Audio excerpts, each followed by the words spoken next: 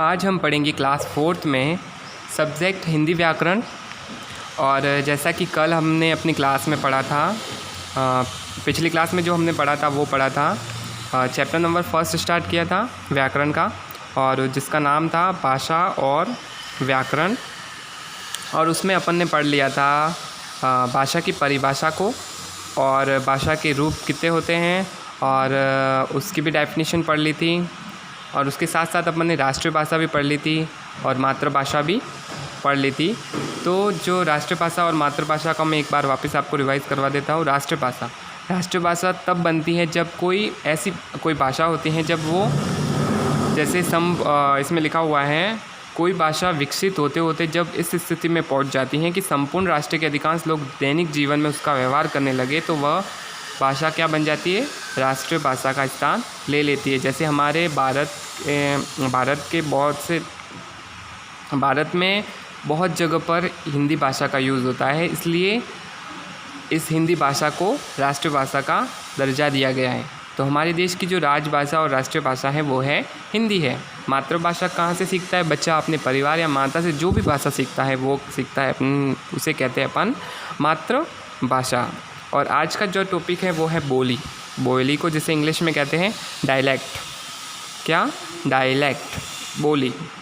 सामान्यतः भाषा के क्षेत्रीय रूप को बोली कहते हैं। सामान्यतः भाषा के क्षेत्रीय रूप को बोली कहते हैं, मतलब भाषा के जो क्षेत्रीय रूप होता है, क्षेत्र में यूज़ होने वाली, उस रूप को अपन कहते हैं बोली। एक भाषा में स्थान भेद से बोलचाल के कई रूप होते हैं।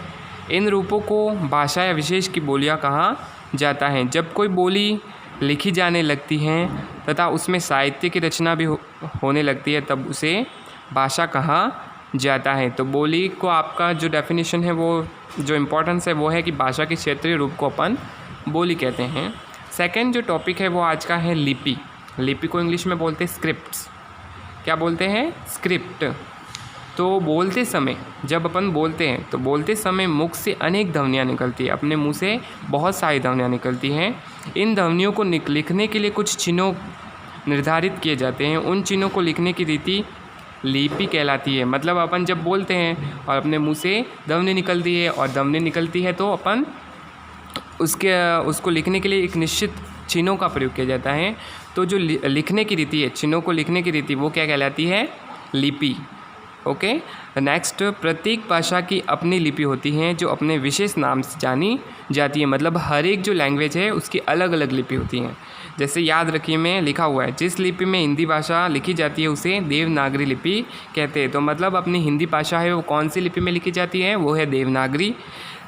सेकंड पॉइंट है, संस्कृत व मराठी भाषा भी देवनागरी लिपि में लिखी जाती है। पंजाबी भाषा है वो गुरुमुखी लिपि में लिखी जाती है। पंजाबी भाषा कौन सी लिपि में? गुरुमुखी लिपि में। अंग्रेजी भाषा है वो रोमन लिपि में लिखी जाती है। ओके। तो जैसे बोली भी जैसे बहुत सारी हो सकती हैं। लिपि, लिखने की रीति को अपन लिपि कहते हैं, जिसमें अपन मुंह से जो ध्वनि निकलती हैं उसको कुछ लिखने के लिए कुछ निश्चित चिन्हों का प्रयोग किया जाता है। चिन्हों का प्रयोग करने के साथ साथ उसके जो चिन्हों का यूज़ करके अपन जो लिखते हैं, उस जो मेथड को अपन क्या कहते हैं? लिपि। और सबसे इम्पॉर्टेंट चीज़ ये है कि हिंदी भाषा कौन सी लिपि में है, तो वो है देवनागरी। संस्कृत और मराठी भाषा है वो कौन सी लिपि में है, तो वो है देवनागरी। पंजाबी कौन सी भाषा में है? गुरुमुखी। और अंग्रेजी भाषा है वो है रोमन लिपि में। नेक्स्ट टॉपिक देखते हैं। आज का जो इम्पोर्टेंट इस चैप्टर में टॉपिक है वो है व्याकरण। तो व्याकरण मीन्स इंग्लिश में कहते हैं अपन ग्रामर। और जब तक हिंदी में और इंग्लिश में अपन को ग्रामर नहीं आती, तब तक अपन नहीं तो शुद्ध रूप से लिख सकते हैं और नहीं शुद्ध रूप से भाषा का यूज़ कर सकते हैं या बोल सकते हैं। तो इसमें लिखा हुआ है, इसकी डेफिनेशन को समझ लेते हैं, या फिर इसको समझ लेते हैं एक बार। बोलने या लिखने में भाषा का शुद्ध होना अति आवश्यक है। या तो अपन बोलते हैं तो भी अपनी लैंग्वेज शुद्ध होनी चाहिए, तभी आगे तक अपनी जो बात है वो अपन पहुंचा सकते हैं। लिखने में भी भाषा का शुद्ध होना बहुत ज़रूरी है। यदि भाषा अशुद्ध होगी तो उसका ठीक अर्थ समझना भी कठिन होगा। मतलब अगर आप जो बोलना चाहते हो और उसमें आपने ग्रामर सही तरह से यूज़ नहीं किया और मिस्टेक कर दिया, तो आप जो कहना चाहते हो वो आगे आप नहीं पहुंचा पाओगे। तो जैसे इसमें लिखा हुआ है अशुद्ध रूप और शुद्ध रूप, दो जो लिखे हुए, जैसे अशुद्ध रूप, जैसे कोई व्यक्ति कहना चाहता है 2 बच्चा पढ़ रहा है, तो ये क्या है, 2 बच्चा पढ़ रहा है, ये क्या है, अशुद्ध रूप है। तो इसको सही से अगर आपको कहना है तो इसे कहेंगे 2 बच्चे पढ़ रहे हैं। ओके, तो आगे वाले को जल्दी से समझ में आ जाएगा। प्रिया खाना खा रहा है, प्रिया एक लड़की है तो लड़का खाना खा रहा नहीं है। अगर इधर रोहन होता, रोहन खाना खा रहा है, सही हो सकता है, लेकिन प्रिया एक लड़की है तो इसके लिए रही है इस्तेमाल होगा। तो प्रिया खाना खा रही हैं, इसलिए व्याकरण के नियमों द्वारा रचित वाक्य अशुद्धि से मुक्त होते हैं। अगर आपको ग्रामर का नॉलेज है, व्याकरण का नॉलेज है, तो आप अशुद्ध को शुद्ध रूप में लिख सकते हैं। अब है व्याकरण के अंग। तो व्याकरण के जो इम्पोर्टेंट्स अंग है वो है 3 अंग है, या 3 पार्ट्स कह सकते हैं। जैसे अपने बॉडी में पार्ट्स होते हैं, व्याकरण के भी वैसे 3 पार्ट्स हैं। सबसे पहला पार्ट्स है वर्ण विचार, सेकंड जो पार्ट है वो है शब्द विचार, और तीसरा जो पार्ट है वो है वाक्य विचार। तो सबसे पहले लेते हैं अपन वर्ण विचार, जिसे इंग्लिश में कहते हैं फोनोलॉजी। तो वर्ण विचार के अंतर्गत क्या होता है, इसके अंतर्गत वर्णमाला, वर्णों के भेद, उनके उच्चारण का प्रयोग आदि पर विचार किया जाता है। मतलब कि इसमें जो वर्ण विचार है उसमें अपन वर्णों के बारे में और वर्णमाला के बारे में और वर्णों के जो टाइप्स होते हैं और उनको बोला कैसे जाता है उसके बारे में पढ़ते हैं।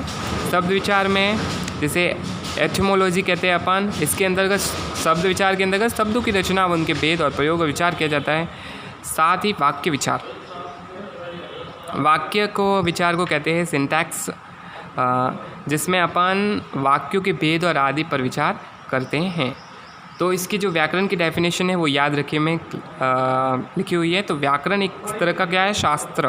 व्याकरण वह शास्त्र है जिसकी सहायता से व्यक्ति शुद्ध लिखना, पढ़ना तथा बोलना सीखता है। तो चलो, आज अपना ये चैप्टर था जो फर्स्ट नंबर वो कंप्लीट हो गया व्याकरण में। तो अब इसके जो बाकी वाले क्वेश्चन है जो आधे तो अपन ने कल कर लिए थे, वो आगे अब देखते हैं। पेज नंबर 7 पर दिया हुआ है, उसमें फर्स्ट क्वेश्चन दिया हुआ है क, उपयुक्त शब्द चुनकर रिक्त स्थान भरिए। तो मैंने पहले भी समझा दिया था कि ये जो हेल्पिंग वर्ड या जो सहायता वाले शब्द दिए उसको यूज़ करके इसमें आपको फिल करना है। तो फर्स्ट लिखा हुआ है हिंदी को, फिर खाली जगह लिपि में लिखा जाता है। हिंदी को कौन सी लिपि में लिखा जाता है, गुरुमुखी लिपि, बोली, देवनागरी। तो किस में लिखा जाता है, देवनागरी। तो इसको राइट करके इसकी जगह 1, ये आपको अपनी बुक्स में फिल करना है। सेकेंड क्वेश्चन है पंजाबी भाषा। पंजाबी भाषा की लिपि खाली जगह है, तो पंजाबी भाषा की लिपि है गुरुमुखी। तो सेकेंड का आंसर हो गया गुरुमुखी। नेक्स्ट, किसी भाषा को लिखने की रीति क्या कहलाती है। जैसे किसी भाषा को अपन मुंह से जो बोलते हैं उसके लिए निश्चित चिन्हों का प्रयोग होता है, चिन्हों का यूज़ होता है, तो अपन उससे लिखते हैं। तो जो लिखने की जो टाइप्स या मेथड है उसे अपन कहते हैं लिपि। तो लिपि कहाँ लिखा हुआ है, ये, तो ये लिपि। तो 4 नंबर पे ये आ गया लिपि, इसमें आपको फिल करना है। भाषा के क्षेत्रीय रूप, जैसे मैंने बता दिया कि जो एरिया वाइज जो भाषा बोली जाती है उसे क्या कहते हैं, बोली। तो बोली है वो क्या है, भाषा का क्षेत्रीय रूप। तो ये आंसर हो गया 5 का। नेक्स्ट है सही कथन के सामने सही तथा गलत कथन के सामने गलत का निशान आपको लगाना है। तो सबसे पहले फर्स्ट क्वेश्चन दिया हुआ है, हिंदी भाषा की केवल 2 बोलियां हैं। नहीं, हिंदी भाषा की तो बहुत बोली होती है। जैसे अपन कह सकते हैं हिंदी भाषा की सबसे जो बोली है, एक बोली जैसे है वो मैं आपको बता रहा हूँ। एक बोली हो सकती है ब्रज भाषा, एक तरह की क्या है, हिंदी भाषा की बोली है। इसी प्रकार अवधी, हरियाणवी, मैथिली आदि भी हिंदी भाषा की क्या है, बोलियाँ है। तो हिंदी भाषा की केवल 2 ही बोलियाँ नहीं, अनेक बोलियाँ है, इसलिए ये आ रहा हूँ आंसर फर्स्ट। थर्ड क्वेश्चन, व्याकरण की ज्ञान संबंधी जो त्रुटियाँ वो दूर कर सकती है। जो मतलब भाषा में जो त्रुटि है वो व्याकरण दूर कर सकती है, तो कर सकती है। तो इसका जो आंसर है वो होगा राइट। नेक्स्ट क्वेश्चन दिया हुआ है 4 नंबर क्वेश्चन, जो पेज नंबर दिया हुआ है आपके पेज नंबर 8 पे दिया हुआ है। तो इसमें लिखा हुआ है संस्कृत देवनागरी लिपि में लिखी जाती है। तो आपको पता ही है, मैंने बताया था पहले कि हिंदी भाषा और संस्कृत और जो मराठी है वो तीनों देवनागरी लिपि में लिखी जाती है। तो लिखी जाती है, तो यस, तो राइट का आंसर। 5 नंबर, कोई घटना या कहानी सुनाने में मौखिक भाषा। हाँ, अगर आपको कोई घटना या भाषा, जैसे कोई घटना है या कोई घट गई है या फिर कहानी है, तो उसे अपन बोल के सुनाते हैं। तो जो बोल के इस्तेमाल किया जाता है उसे अपन कौन सी भाषा कहते हैं? वो कहते हैं अपन मौखिक भाषा। तो इसका आंसर भी सही है, मतलब ये राइट है। मौखिक भाषा का प्रयोग करेंगे तो राइट का आंसर लगा देंगे। अब रहा टिक द करेक्ट, तो सही विकल्प के सामने सही का निशान आपको लगाना है। तो इसमें देखेंगे भाषा संबंधी नियम, भाषा में अगर कोई गड़बड़ है उसके नियम कौन सुधार सकता है? तो वो सुधार सकता है व्याकरण, पुस्तक या बोली? व्याकरण। तो व्याकरण के आगे आपको टिक कराना है। तो आज के लिए बस इतना ही। जो बाकी जो क्वेश्चन है वो अपन आगे आने वाली क्लास में करेंगे। तो आज का जो आपका होमवर्क रहेगा बच्चों, वो मैं आपको नोट करवा रहा हूँ, वो आप नोट कर ले। जो व्याकरण में है हिंदी व्याकरण, और क्लास 4th की हिंदी व्याकरण में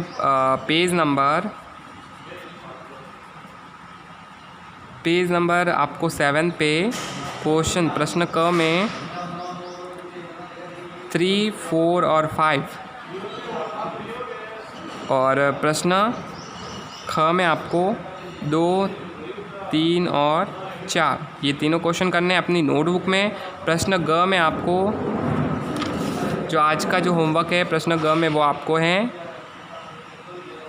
सिर्फ एक है 2 नंबर, जो आपको अपनी नोटबुक्स में ये क्वेश्चन आपको करने हैं। ये आज का आपका होमवर्क रहेगा और बुक्स अवेलेबल है तो आप बुक्स ले लें जिससे कि आप बेहतर तरीके से पढ़ सकें।